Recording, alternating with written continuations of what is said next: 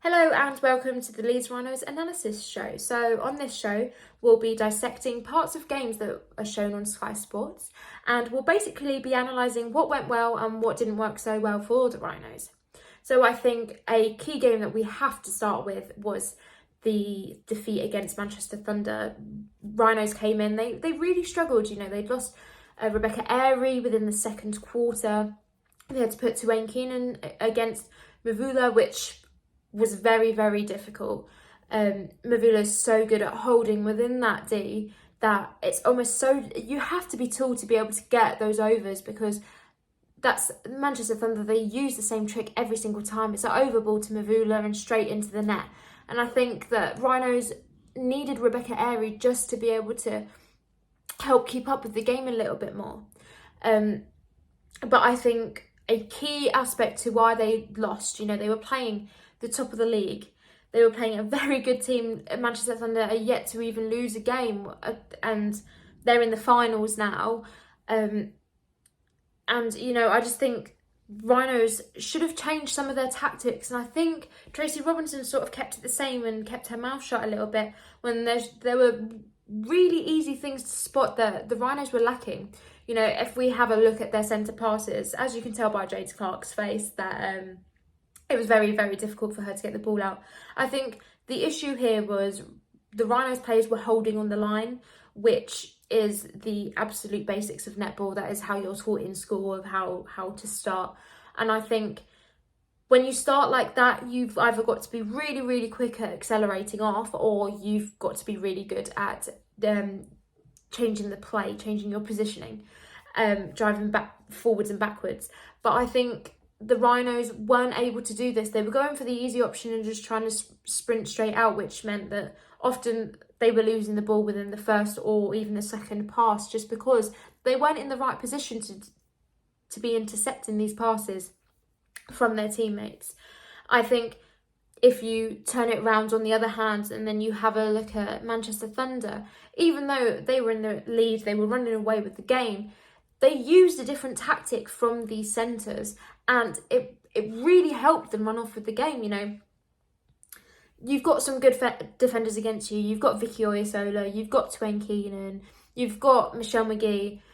They all had an extraordinary game, and they're very, very hard defenders to get around. However, if you use the right tactics, like Manchester Thunder were using, you can find a way around them. What Manchester Thunder were doing that the Rhinos weren't, where they were keeping one player on the front line and they were moving one slightly back and just holding off. So with this player dropped back, it meant that they could do the stack with their player in front, but they could often drive out into different directions, which meant that they were offering different balls and they didn't have their defender attached to them. And that often meant that they could do that really long bomb over to Mavula and get that straight into the net. And it's just something that didn't really work for Rhinos. If we take a look at another game that Leeds Rhinos lost, if we have a look at Celtic Dragons against Leeds Rhinos, Celtic won 55-51. It was a much closer game, and you can see the difference in the Rhinos' play there. One, they seemed a lot more confident. Might have been against under the pressure of fans. There was about 4,000 fans at the arena, which probably did put them off a little bit, only because of the amount of pressure on them. But against Celtic, we saw a completely different team. If we have a look at the way that they were attacking they're attacking in this time, in the D, you can see that Brie Grierson gets the ball and she does a overhead ball to Siggy Berger, who keeps her player in front of her, waiting for the over to come behind, to then pass the ball back for the little pop, just to move back closer to the post as she splits. That worked a lot better for the Rhinos. I think, like I said, for Thunder, that wasn't really working, and it was something that they should have changed up, and they should have tried these little pop balls, because it's clearly something that they're good at. Brie Grierson was expecting it. She knew it was coming. And it's something that they could have really run away with the game if they had actually tried that a little bit more. You can even see a massive difference in their defensive end in this game.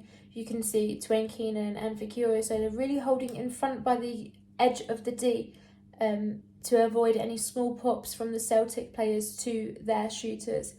and then they were able to keep on their toes and just bounce around the player when they knew that the ball was going to go on either side or behind them. And I think that's what really, really worked this time. I think there was just a lot more energy within the team. And, you know, they were really, really fighting for this win for so long in the game. It was goal for goal and levelled the whole way. And then it wasn't until the very end that Celtic were able to pull it away. And I just think it's where the Rhinos got a little bit sloppy and a little bit tired. But I really think that we saw something really different here from them, and we really saw them trying. And I think that is something that they should have done with Thunder, and it would have reduced their goal difference massively. Another time that we saw some excellent defending from the Rhinos was when they came back after being 2 goals down to then win in the final few minutes, 55-51 against Seven Stars. In this, you can see that Rhinos were doing really well to not give Stars any other options. They didn't have more than 2 options at any given time. They constantly had to force the ball back to the line for the resets and had to force it back to the defenders because they didn't have those options. You know, this is something that the Rhinos did really, really well here. You know, they've put Paige Kindred on, which is something that we don't usually see, and Rebecca Airy. You know, Paige Kindred hadn't played for months in the Super League before she was added back into the team. And she was quite a pivotal member in the defence last season. So it's quite nice to see her back and clearly making a difference in the final quarter. Rebecca Airy did really, really well to hold off all the players. She was even covering the centre at times, just making sure that those options weren't there for Stars. And once again, it really seemed to pay off in this game. And I think Rhinos, despite ending the season with a much larger goal difference than they did this season before, I think it's all in saying that every single team seems to be getting better. And it's not that Rhinos aren't getting better, but it's just that all the other team shooters are just getting a lot better. I think Rhinos have really tall shooters, but their defence are slightly smaller, which means that the taller shooters can easily receive the passes from them, the overheads. You know, the overheads is what every single netball player is looking for. It's the easiest way to get it into the D without having to do lots of work. And, you know, having some shorter defenders, you know, after losing Rebecca Airy to injury, having to put Twain Keenan on. Twain Keenan, incredible defender, but as we said earlier, isn't the tallest of defenders. But in this matchup, this partnership between Paige Kindred and Rebecca Airy, it really seemed to bring something different to the table, and it helped encourage the win at the end, which, yes, very upsetting for Stars considering they were bottom of the league with only 3 points, but for the Rhinos it was an absolute thrill to watch. I think a main thing that the Rhinos need to focus on now, they've got 9 months to prepare themselves for the next season. Obviously they've got their new club director, Liana Leota, and I think what she needs to help them with, a mid-quarter herself will know how important it is to get these centre passes perfect.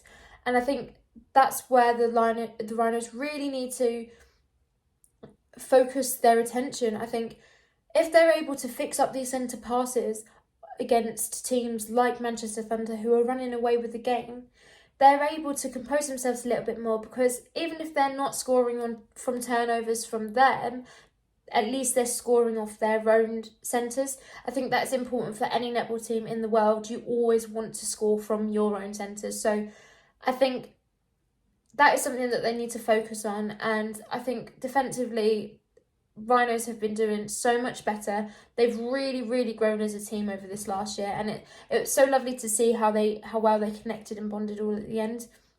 Even on their final game. Obviously, their final game was a little bit upsetting.